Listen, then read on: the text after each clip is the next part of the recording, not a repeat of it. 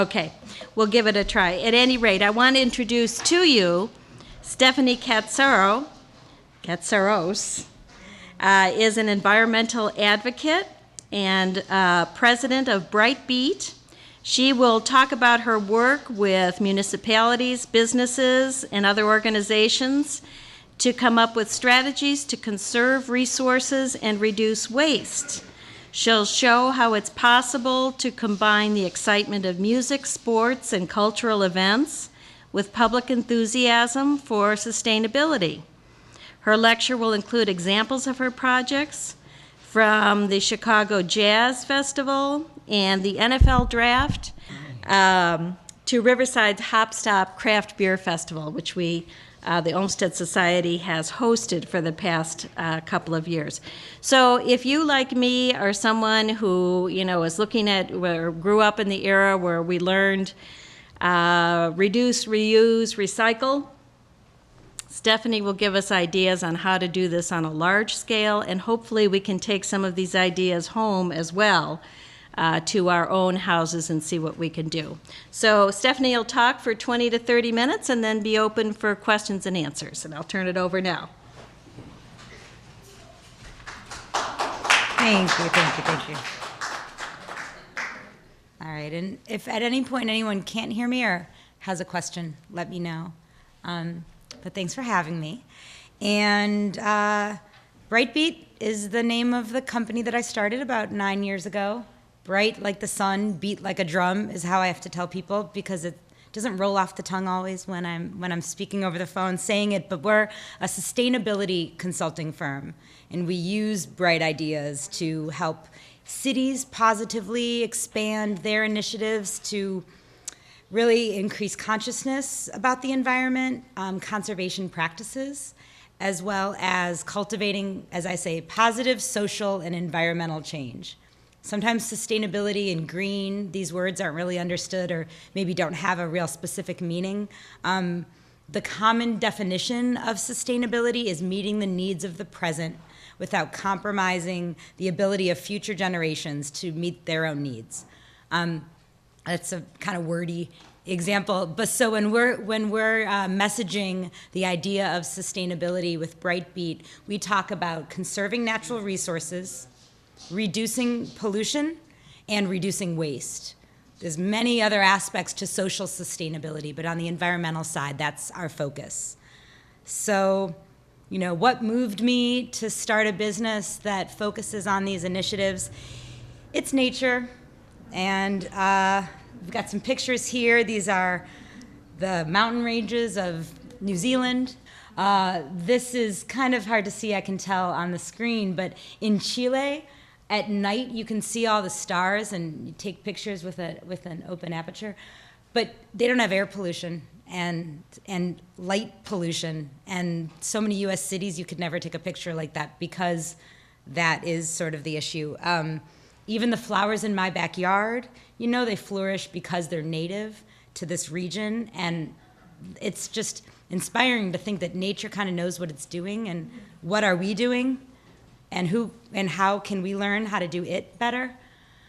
I took a long trip in 2008 and 2009. I went around the world and was really inspired by the abundance that I saw, at a market, or just even the happiness of that little boy in Cambodia at Angkor Wat.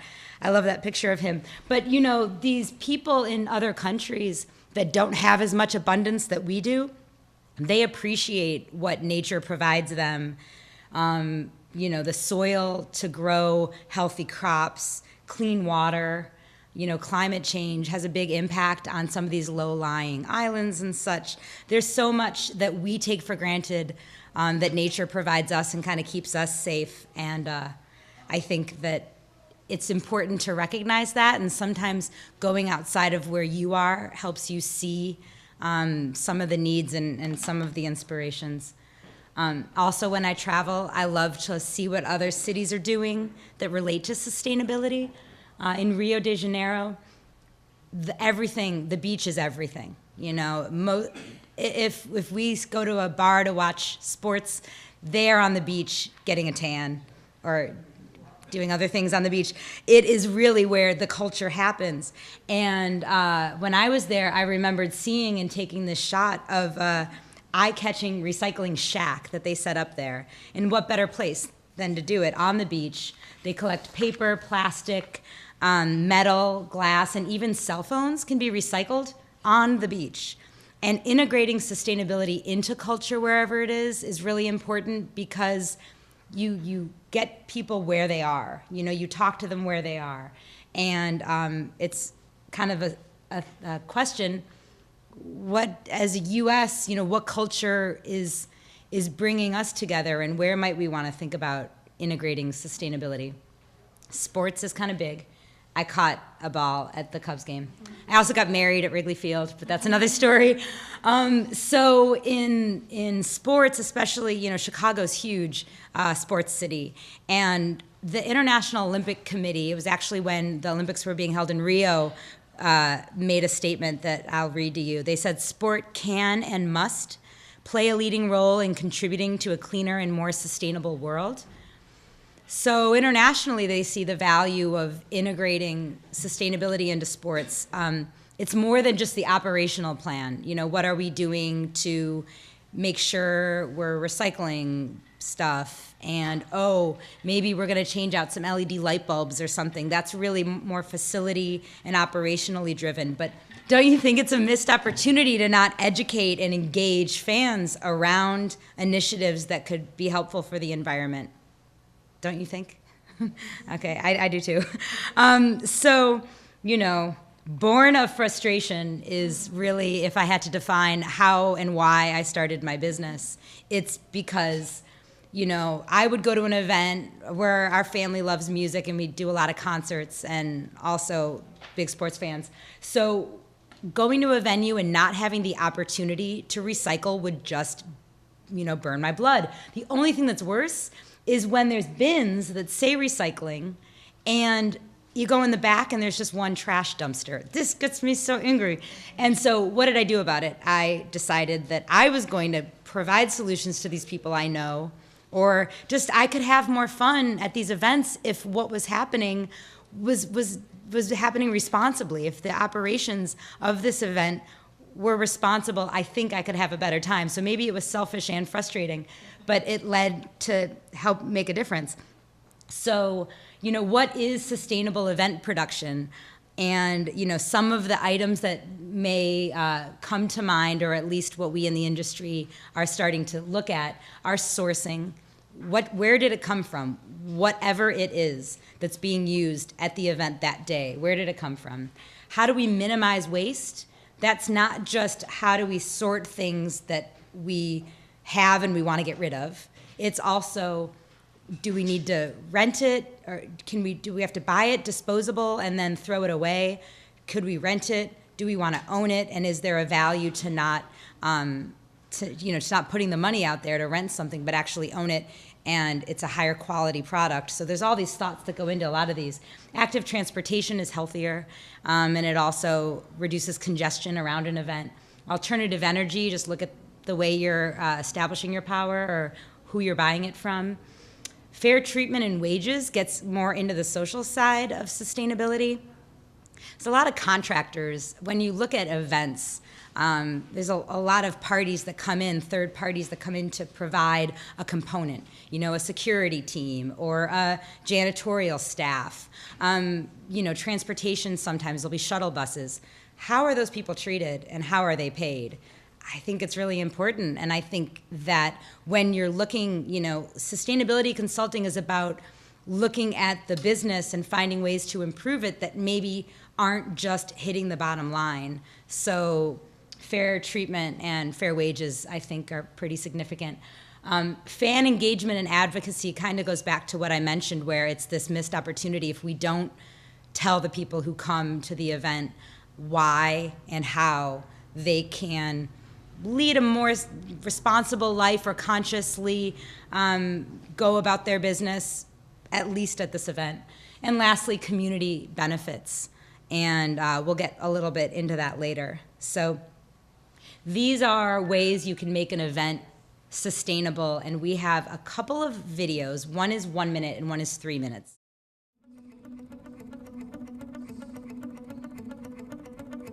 Turn up the music and bring the lights down low.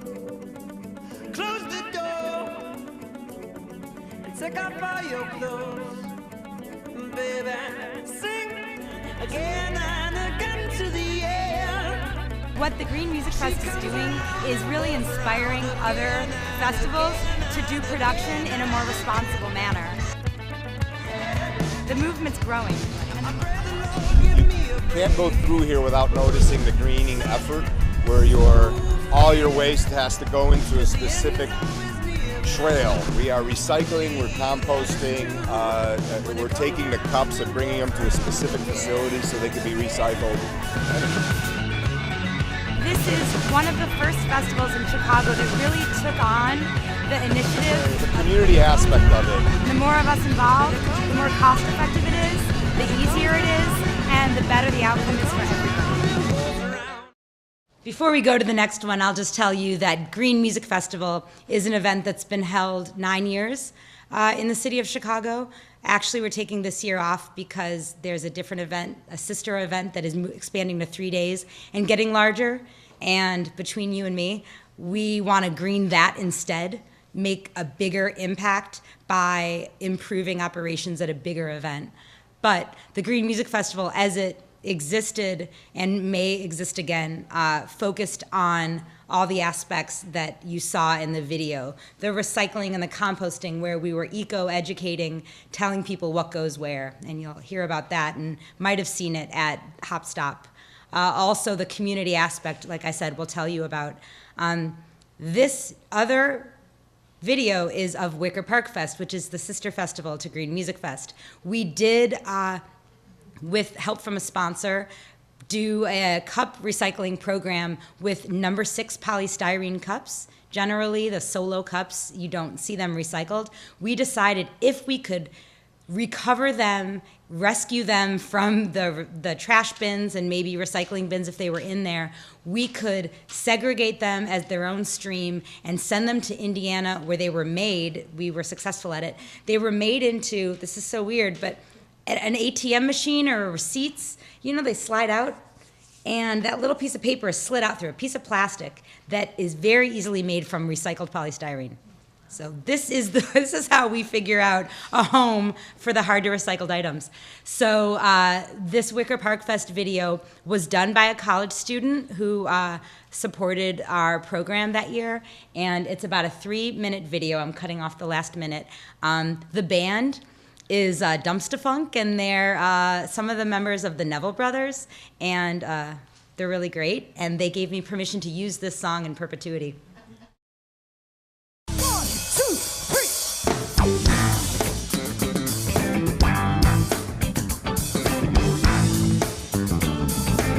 We gonna put it in the dumpster. We'll take all that. We gon' put it in the dumpster.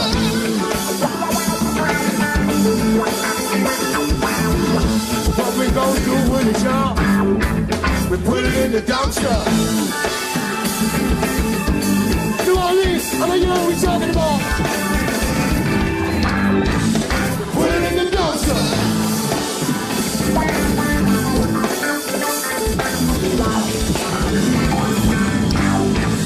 Put it in the dumpster. Get in a disagreement with your close friend and say some things you really don't mean.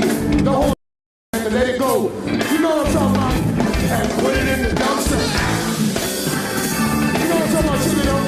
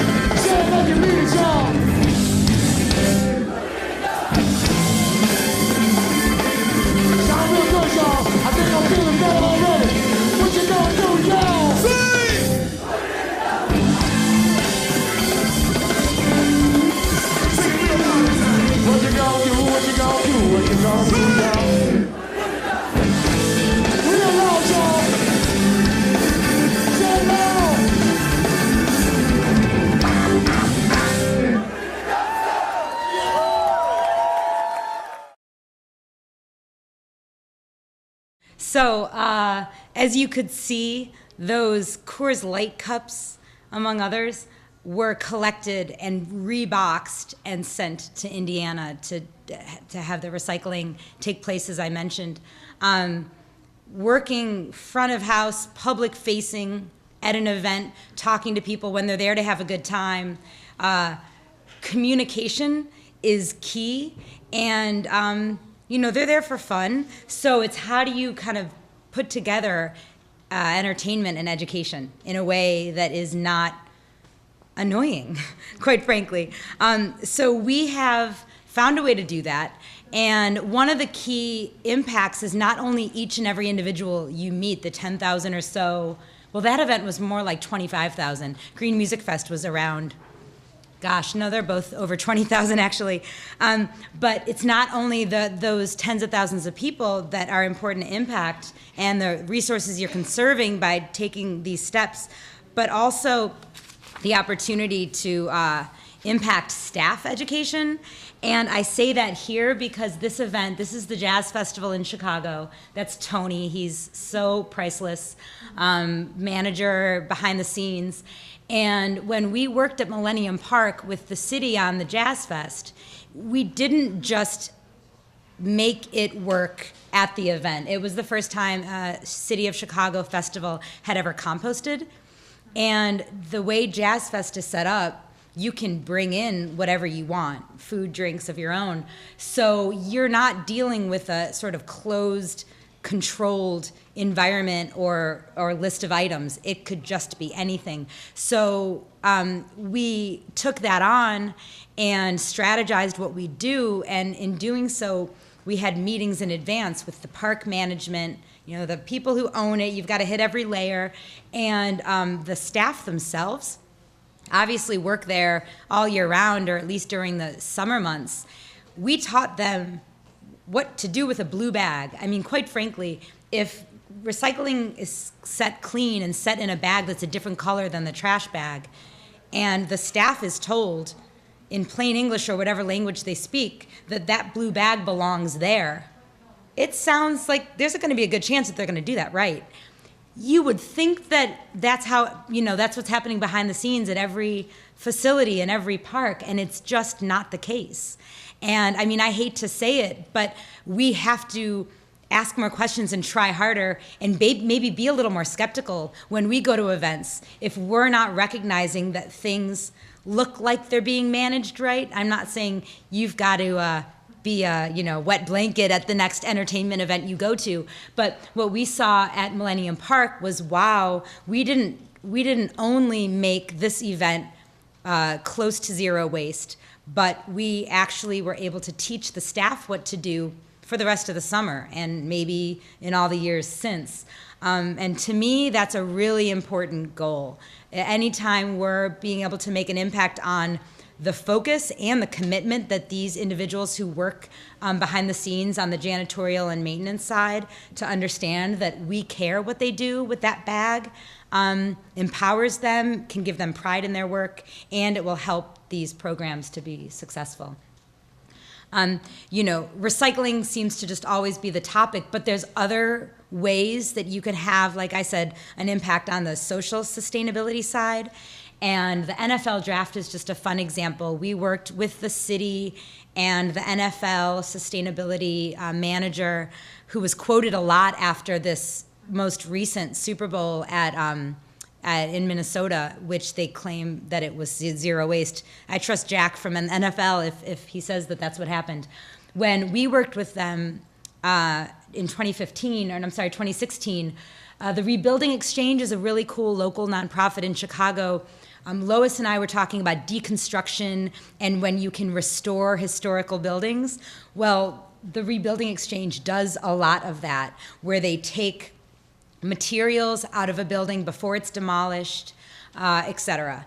And in this case, those are just a few of the Draft Town banners that were shown on television, but the entire Grant Park was just wrapped with literally fence wrap of this, it's air penetrable banners that they put, sort of like privacy sheets and promotional items. So when it was over, the Rebuilding Exchange, through the partnership we created, came and extracted all those banners before they went in the landfill because they couldn't be recycled. And, you know, what do you do with them? Well, the Industrial Council of Near West Chicago, which is a manufacturing incubator on the west side, kind of near the Fulton Market, they have local stitch workers, predominantly women. It's a really cool enterprise business, and they received the banners. Then Brooklyn Boulders Chicago is a climbing gym on the south in the South Loop. They provide, I don't know if you know what dead rope is, but it's that. It's when you get belayed up when you're climbing, mountain climbing, these are the ropes. And at some point, if they're not strong enough, it's not safe to put a climber up on it. So what do you do with all that rope? You can't recycle it. Well, they gave it to us. We used those banners, and they sold these beach totes. It's just kind of cool. You know, there's just a lot of things you can do if you take the time to recognize what's going to be there, what has a home, what doesn't have a home, and then figure out a strategy to keep it out of the landfill, and ideally give it to someone who needs it, or make money for a nonprofit by selling a cool product. So that's just a fun example to share.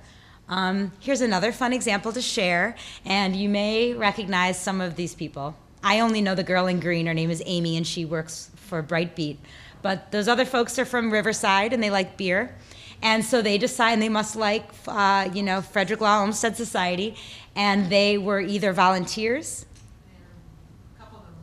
Board members, great. Well, you can see they're standing next to the Crush It Crusade Zero Hero tent that we brought to the Hop Stop for the last 2 years. We've used these tents. Brightbeat was the zero waste partner, and we had for the last 2 years 4 enthusiastic eco-educators who you saw all over those short videos I shared. Their job was to educate, engage, and inspire attendees to divert resources. And the way in which they did that was using these tents that actually we wrote a grant and got them for an event we did in Colorado.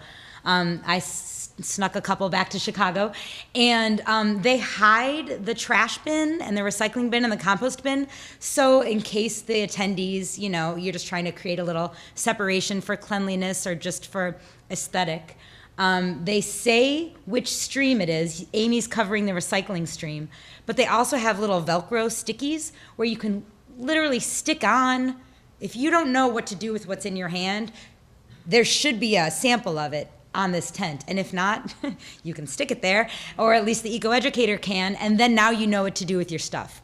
It's one approach. I don't do this at all the events. I think it kind of can look a little messy, but it's really informative and educational, and it's engaging for an audience like the Olmsted Society, who was interested in showcasing and highlighting and teaching how to do this. So that's what you see here, and the results were wonderful. So we'll share the only table I think I'm sharing with you today. We always total all the weight of the material when it's an event that we can weigh ourselves. If it's more than we can weigh ourselves with our hand scales, then we get our weights from the hauling companies. We recycled over 80 pounds. It included over 54 pounds of glass. There was a cider distillery, and there was some bottles from that. 12 pounds of cardboard are in that recycling number. 5 pounds of plastic bags. A lot of ice bags were used from all the brewers. We collected it and we recycled it. Hard to recycle plastic bags, but if you go to Jewel, Target, Mariano's, wherever, they usually have a container that you can put bags. So you know how technically it's supposed to be residential bags, but if you open it up, you can jam in a lot more, and so that's what we did. So that helped us recycle. And then the organics and the food waste was 33 pounds. A lot of that was turkey legs. Don't expect people to eat the bones. There are other uses for them, but composting them is good. There was only compostable serveware used, so napkins and the food service containers were all compostable. That was really due to the Olmsted Society and Brightbeat and Flood Brothers all partnering and making sure that the vendors used the required type of containers that are compostable, certified compostable, and we made sure that the compost facility that Flood Brothers was taking this material to would accept those. Again, you may think that all that stuff would be turnkey and just would be easy, but there's a lot of due diligence and vetting and fact-checking that goes into each step if you really, really, truly are doing this for the environmental impact, not just greenwashing. And I'll tell you what that means a little bit. So that was 33 pounds of food waste. And the 5 pounds of landfill was only polystyrene because we didn't do the cool Wicker Park Fest cup recycling program here. And really just a few straws, which are unnecessary, hashtag no straws. There was very little, 5 pounds of trash. So 95.8% is declared zero waste. Anything over 90% is generally believed to be called zero waste. So congratulations on doing that. And really, the opportunity to show it's possible is always exciting because we know we can do it. But when we can teach others to do it and maybe make believers out of them, it makes us feel good. So, you know, this is what it looked like. I forgot I put that picture in there. I think that's awesome of Rob. Showing off how little trash was in there. There's a happy vendor with Amy. And there's, like I said, all of the streams. There's other things that happened that weren't related to recycling. Just like the NFL example, when I told you that there's community components that can happen. 30 bikes were valeted due to the promotion of that as a means of transportation. 550 commemorative glasses were used, which means that those weren't plastic cups that needed to be recycled, composted, or landfilled. This was an interesting thought that Brightbeat had. The Waste Shed is a cool nonprofit that we know of that accepts various items. Lois asked me earlier, you know, don't you ever come across things that you can't get rid of? Well, we have had, you know, we've had a bunch of bottle caps before from another beer event, and we found someone who would take them. That's Waste Shed, and they use them for creative projects for kids, and maybe adults also. And maybe you're thinking to yourself, that's great, I don't run a festival. What can I do? So, you know, one thought is advocacy. This is a photo taken at a plastic bag reduction ordinance, I don't want to say pep rally, but political, gosh, why can't I think of the name of it now? Press conference. Thank you very much, sir. It was a press conference, and actually, you know, this was probably 5 years ago, but in the city of Chicago, plastic bags are no longer given out for free at most grocery stores. You have to pay 10 cents. It'd be nice if they were banned altogether, but politically, what you suggest be the law isn't always what becomes the law. Anyway, advocacy work, I did this personally. You know, I just partnered with the task force, actually, the Green Economy Chicago organization that I worked with at the time. I was on the board, and Surf Rider, which is an organization that cleans up beaches. We got together and proposed to city council, why don't you ban plastic bags? They're doing it in Ireland. And it led to this. So that's something you can do, is be an advocate, talk to your leaders, vote, get involved in community organizing. On the business side of things, you know, these aren't just suggestions for business owners, but also consumers, and because that's really kind of covers all of us. So, you know, green marketing is greenwashing unless there's some demonstration of sustainability. You know, it's more meaningful if a company is maybe telling you the percentage of recycled content on the package you're buying, rather than just saying, like, we're a green product, and not giving you specifics. And also, it's that we want the environment to be more top of mind. We want it to be a norm, not a niche. So it's not like, look at this special, expensive item that is unique because it's green. I don't think that's the way that the environmental movement grows. I think we go to Coca-Cola and say, Coke, what are you doing to get more of your aluminum cans recycled? Pepsi, and by the way, they're both doing a lot in that realm. But we need to sort of target the big players, target the norm products. And as a consumer, you can seek out environmentally friendly products. You can read packaging. You can study up on the brands you like, or when you're selecting a store to shop at. There's things that you can do with your money. They always say, you know, vote with your dollar. That's a way you can support and promote better green products. Another thing, just I think it's not always clear to everyone, what does a green product look like? And sustainability in product design, in my experience, I have had to deal with a lot of plastic cups just because public venues and large public events, there's a lot of people drinking beer and other beverages. And so, you know, I've done a lot of research on it, and really it's what was the input that went into making that product? Is it renewable? Is it recyclable? Is it compostable? And what, like I said, if there's recycled content to it, that's going to strengthen the recycling market around that product. All those need to be taken in consideration, as well as the functionality, because if it's good, maybe you can use it again. If it's like the yard of beer, you know, that crappy plastic long thing, like there's not going to be another use for that, and you're probably not even going to want to take it home on the train. So that's not a good design, you know? How could we make something that's maybe I'm going to take it home and use it again? Also, the affordability is important, because everyone maybe wants to be more environmentally responsible, or wants to, you know, buy a product that's made from people who are paid a fair wage. But if that's expensive and you don't have enough money, or you don't have a budget for all those things, you may not be able to do it. So affordability is really important in sustainability. And then lastly, end of life. And end of life just means that when I can't use it anymore, where does it go? And is there somewhere it can go? And so every choice has a trade-off, and doing this type of analysis and deduction when you're involved with building a product or packaging a product or purchasing a product. You know, it might help you decide, do I want to buy, macaroni and cheese in a recyclable cardboard box? Or do I want to buy it in these little individual plastic containers with a piece of plastic wrap on it that I'm not going to be able to recycle? You know, do I want to buy in bulk a big, huge thing of trail mix? Or do I want to buy these individual plastic bags of trail mix that are big enough to fit in your hand? And then it's easy because I can put it in my pocket. But what are you going to do with that bag when you're done with it? It can't be recycled.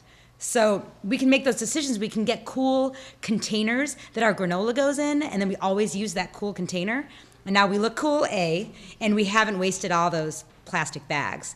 So just a few thoughts. And then some simple recycling tips.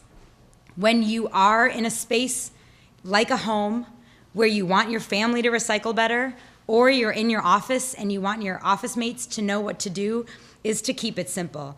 The communication should match your waste stream, which means here at the library, what do people have? They're not allowed to bring in drinks, maybe, so we don't need to specify where you put your glass bottles, your cans, et cetera, because technically that's not allowed here. But maybe paper is obviously important here, so we're specific about where the paper goes.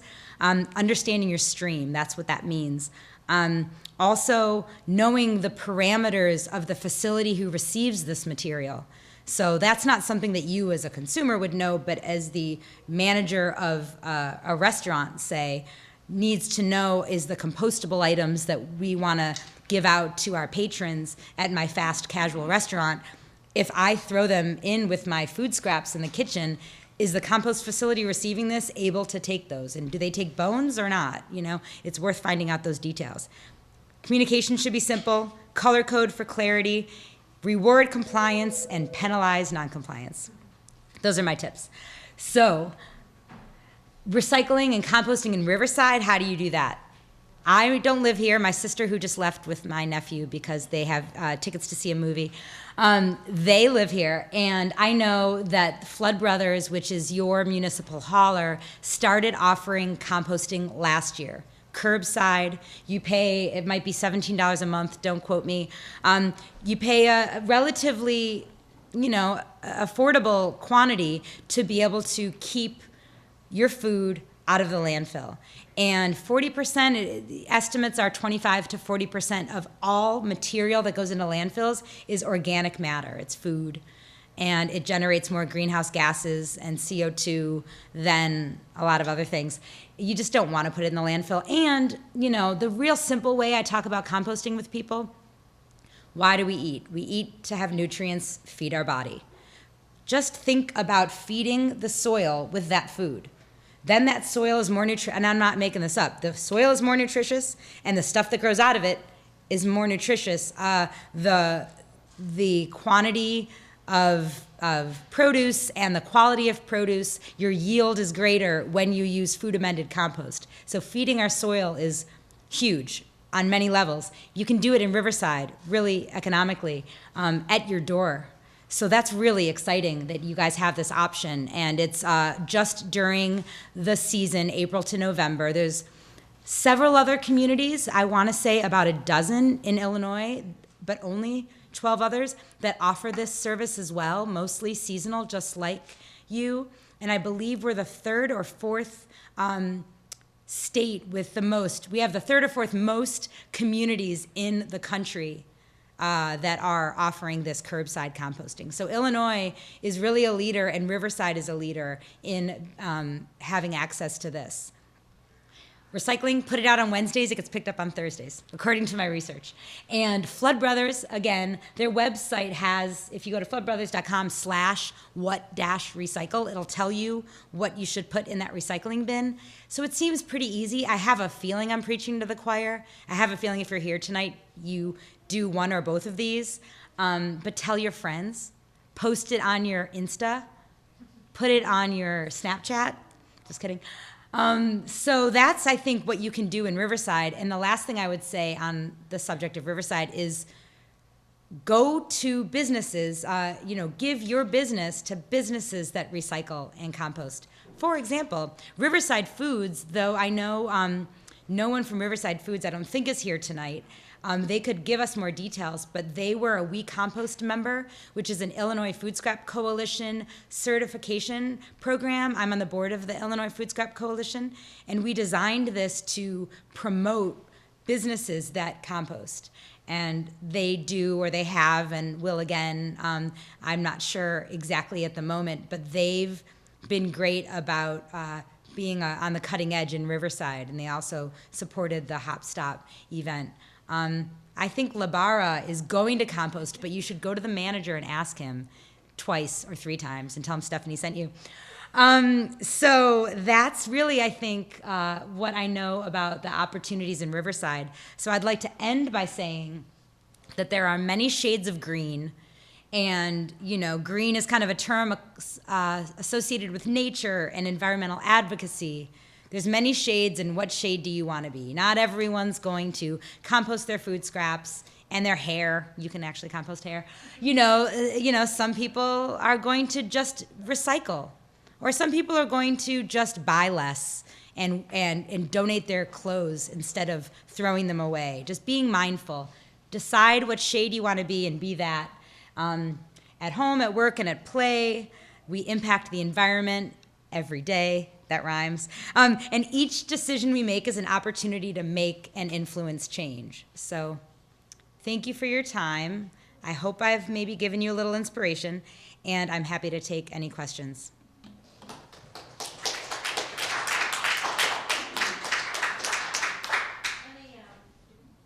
Thanks, Stephanie. Regarding composting, I guess I don't really know how to compost, and if we really are having this program that we've heard a lot about in Riverside, what's actually involved and what can and can't be composted? Okay, that's a great question. When we're composting, number one, in the realm of waste diversion, we're keeping it out of a landfill, and we're creating a valuable end product, and that end product can be sold and used in landscaping, for example. When you're putting your materials in there, the quick answer is if it was alive, it can be composted. We are all compostable. paper is compostable because it came from a tree. Chopsticks and what are other corks? People don't often think of. Those are compostable because they were alive. Generally, food scraps, food soiled paper, yard waste, and like I said, certified compostable items if they're accepted at the facility. Meat and bones, yes, unless the facility says otherwise, but they shouldn't. Commercial compost facility, the quick how it works is, there's various technologies. One of the most common ones is a row. They call them windrows because the wind can blow through the rows of food scraps, green and brown matter. So let's just say food scraps and yard waste that gets mixed and turned and held to let the temperature rise, because as the degradation happens, the heat rises, and it gets poked so oxygen goes in it. It's professionally done, but I'm explaining it simply because that's all it is. All they're doing is making a pile, turning it, letting it get hot, putting oxygen in it. Heat and oxygen is all it takes to break down material. So if it is a commercial compost facility operating at let's just say at industrial standards, meat and bones should be accepted. If they're not, it would probably be because it's maybe vermicomposting and maybe worms don't want to eat that meat, or it's being used for livestock, or it just depends. There's a lot of different infrastructures, but essentially what I told you, the food scraps, the food soiled paper, the yard waste, and certified compostable items would be my short list. Mm-hmm. Hi, thank you for coming. It was a very nice presentation. My concern is every week we put out a bin of recycles, and our bin of recycles is way more than our little bit of garbage.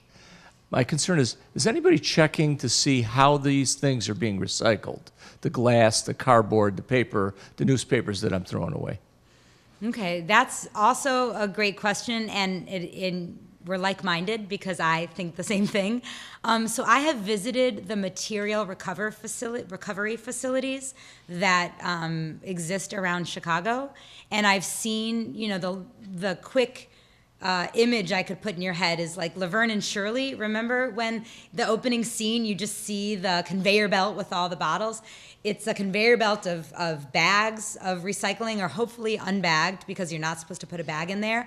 And the reason is because if there's a bag, it's going fast like Laverne and Shirley, and they've got to quickly tear open the bag. And if they don't, it's like hair getting caught in a vacuum cleaner, right? So let's pretend there's no bag. It gets sorted, and there's a lot of sensors that are used, and magnets and air to blow things to the proper direction.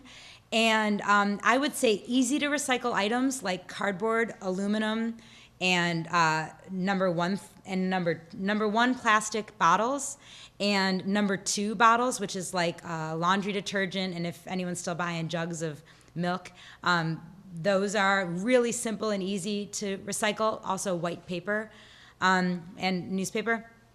I feel confident that those are being recycled. Then when you get outside of that, glass would seem easy to recycle, but it's heavy. And if I may be frank, if you're the one hauling it, you probably don't want this heavy material that's not that valuable. I think that's part of the reason sometimes why hauling companies tell you don't put glass in there. The other truth is that it's a danger maybe to the people working. If there's a piece of glass shoved in cardboard and you're physically handling cardboard, you could cut yourself.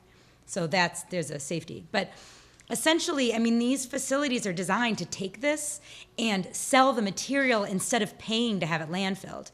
So there is a cost-benefit analysis that says that this recycling stream is getting managed properly. How do I feel about the cups? I've been dealing, I have my number 1 PET cups or number 5 polypropylene cups that I have set up for big events.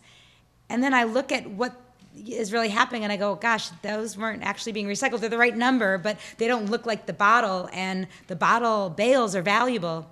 So the cups are getting put in a big bale that maybe can get sold to China, but if it doesn't, what are they going to do with it?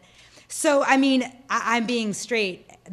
Sometimes not everything that we want to be recycled may not be recycled if it's not marketable.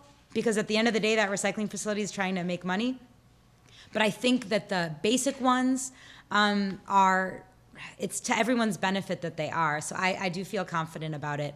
And the more you keep non-recyclables out of your bin, the higher likely it is that your bin is going to make it to the recycling. But if your neighbor's bin is contaminated and the guy down the block is, that's all going in the same truck. So you can see how this is a collaboration that we all have to partner up on. You know, if your stuff is going in my truck and vice versa, you mess up, I'm messed up too. So it's kind of teamwork. Thank you. Yep. That's pretty much my question. We do composting, but we don't do the meat, because we do it in our backyard. So so that's what we're, when you were talking about the meat, even when you were having people put the turkey legs in there, that's because it's commercially done. Correct. Yeah. Bones. And bones are one example. I don't know have you tried to compost chopsticks, and do you break them up or do you not even? We don't usually have chopsticks. Okay. Those, if you can imagine, really dense material like a bone or a chopstick, and I'm sure we could think of other examples, those are harder to compost because you're not getting as hot. Your container, however you're working it, I don't know if you have a turn, I'm not sure your method, but it's hard to get as hot as a bigger pile is going to reach that 360-degree temperature. So you're not wrong if you're not putting bones in there. And I'm just curious in terms of, you had them sort things out, and sometimes you have paper plates, but they get food scraps on them. What do they do with that? With the papers that get contaminated? Because we don't usually put any paper products that get dirty in the recycling. Do you put them in your thinking compost? at big events. Oh, at big events. You probably get those mixed, don't you? Well, yeah, and it goes back to the communication being simple, but it's hard. It's not simple to say that, I've got to put up a sign with images and descriptions. Soiled paper goes in the compost, and paper can be recycled. Yes, paper can be composted, but the higher and best use of paper is to recycle it if it's not dirty. And if it is dirty, compost it. So that's the messaging, but it is a little bit hard for everyone to understand that. And like pizza boxes, that's the age-old example. Tear off the top if it's not greasy. If the bottom's greasy, you can compost the bottom, recycle the top. And so having people think about that, they don't all realize that, this is recycled paper. If there were grease in the paper mill that made this, there might be a spot on this. And the company that sells that paper needs to have a certain level, paper is graded. And so that's why, we don't want to mess it up, because if we're hurting the recycling market's going to fail, and then we can't feel confident anymore that our recyclables are going to be recycled. So we do encounter that. And we just, that's what the eco-educators, we call them eco-captains, the ones who work the dumpster. And then they actually don't let they're like dumpster security. Tony was one of them.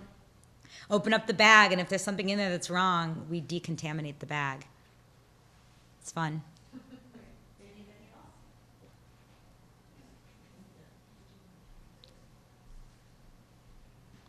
Thanks, Stephanie.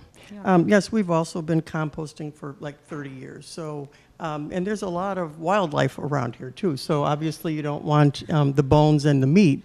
And cheese, that's another thing they say, not to use cheese, but pretty much everything else. And then any of the yard waste, Riverside is terrific about that. Everybody knows we've got 5 or 6 bins just for that. So that's separate. And that was your comment about the thicker sticks and things like that. But it seems like rather than concentrating on these one-time events, I feel like there's a real need to get into individual communities. And I was always concerned about solid waste, and went to Riverside when they signed up with Flood Brothers, because that wasn't forever. We've been here a long time.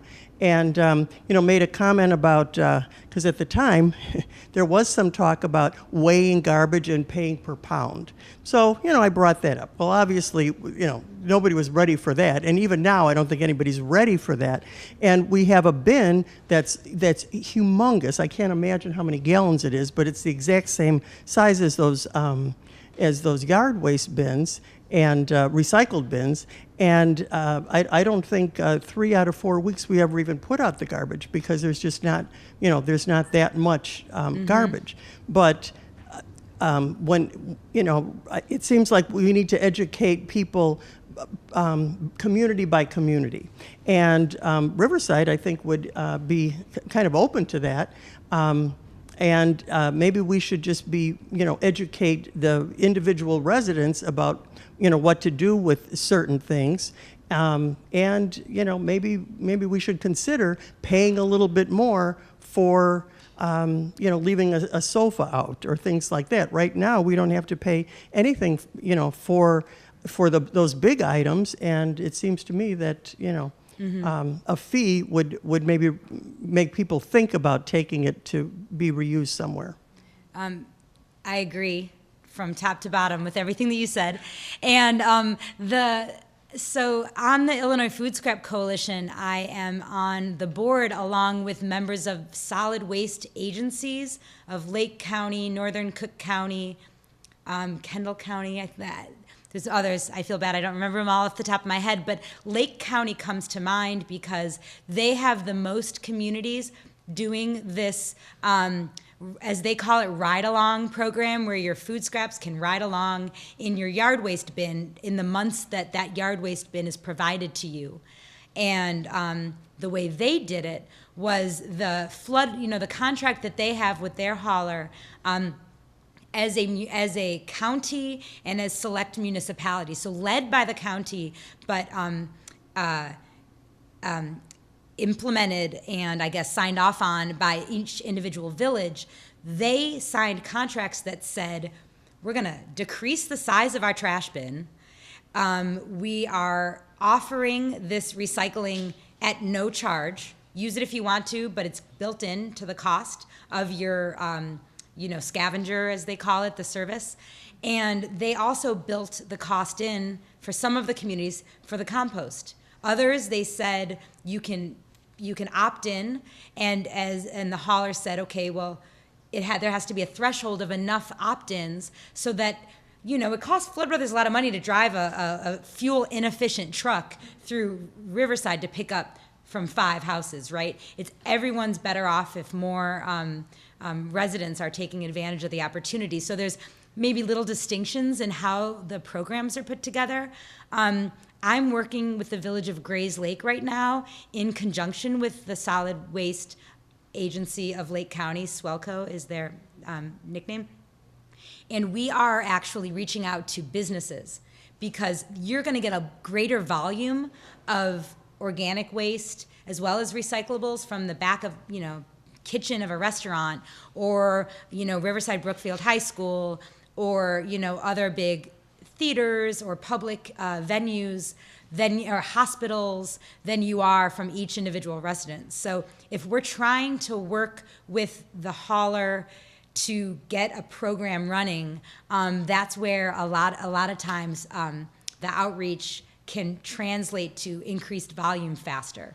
So Brightbeat is actually reaching out to businesses within Grays Lake to get them to implement composting.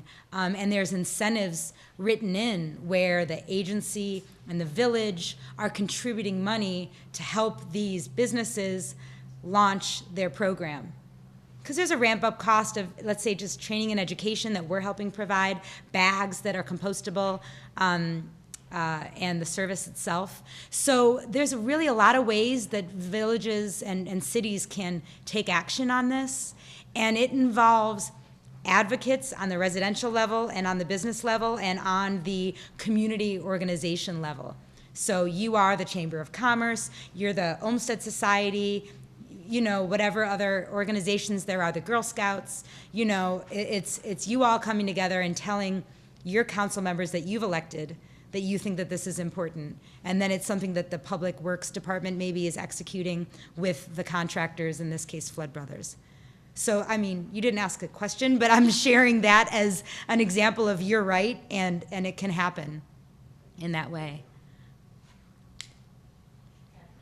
We'll take one last question here, and then we'll wrap up for the night. If I were a 7 or 9-year-old, how would you convince me not to use straws? Okay. Shout it to the back. Yeah. So you may be interested to know that there is a break the habit against straws. There's a movement right now against plastic straws. The Break Free from Plastics is an organization, or I should say an initiative of the Plastic Pollution Coalition. And there is an international movement right now for countries to stop using straws. There are so many businesses. If you guys have heard of Diageo beverages, Bacardi is a brand. There's some alcoholic beverages. There is the Marriott hotel chain is saying we don't want to buy straws anymore. We don't want to give them out to people. There's grocery stores taking them off their shelves. God, I could go on and on. There are many examples of businesses that say we don't want to give straws to someone unless they ask. McDonald's is making plans to move their straws behind the counter, so you have to ask if you want it. Also, they're toying around with paper straws or compostable straws.